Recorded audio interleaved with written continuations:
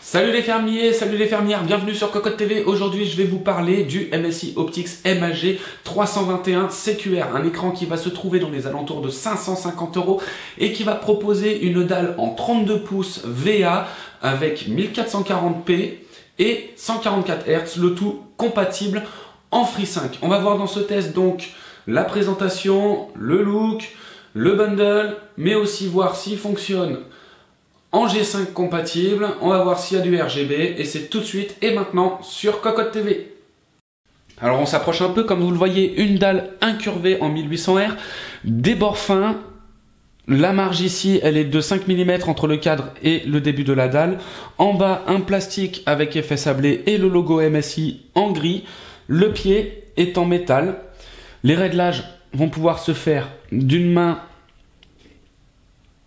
en inclinaison et en hauteur. Derrière, on va être sur une colonne ici en plastique, donc la base toujours en métal, elle va pouvoir se visser avec une vis à main, un petit passe-câble ici. Vous voyez là 4 vis pour pouvoir enlever la colonne de la dalle et pouvoir mettre le VESA. Les connectiques, donc avec la prise secteur qui va demander un adaptateur, 2 prises HDMI, un DisplayPort, un port USB pour connecter au PC pour pouvoir gérer les 2 prises USB ainsi que le RGB qui va se situer ici. Et enfin une prise micro et casque. Un petit logo MSI qui va être contrasté avec un effet un peu plus brillant. La partie en dessous va être en plastique brillante. Et enfin la navigation dans l'OSD ici même. Petit passage quand même pour vous montrer l'épaisseur de l'écran qui est quand même relativement fin. Comme vous voyez, ici par rapport à mon pouce, on a droit à 5 mm, pas plus, sur au moins la moitié de la dalle.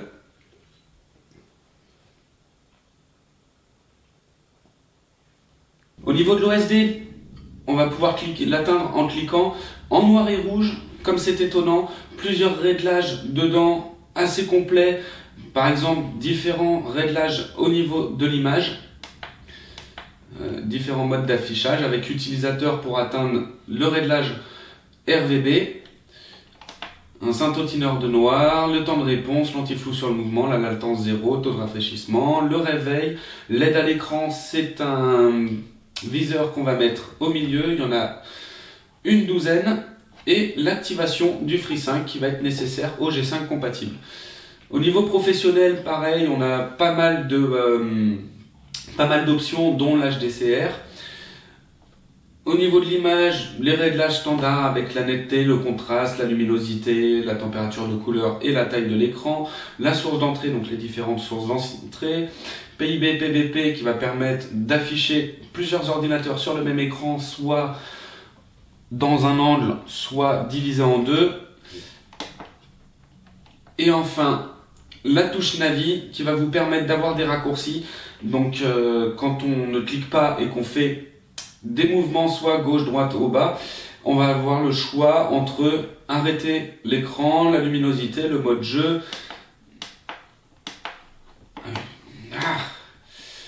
Et bah dis donc, cet OSD est un peu délicat. Ah oui, il veut pas là.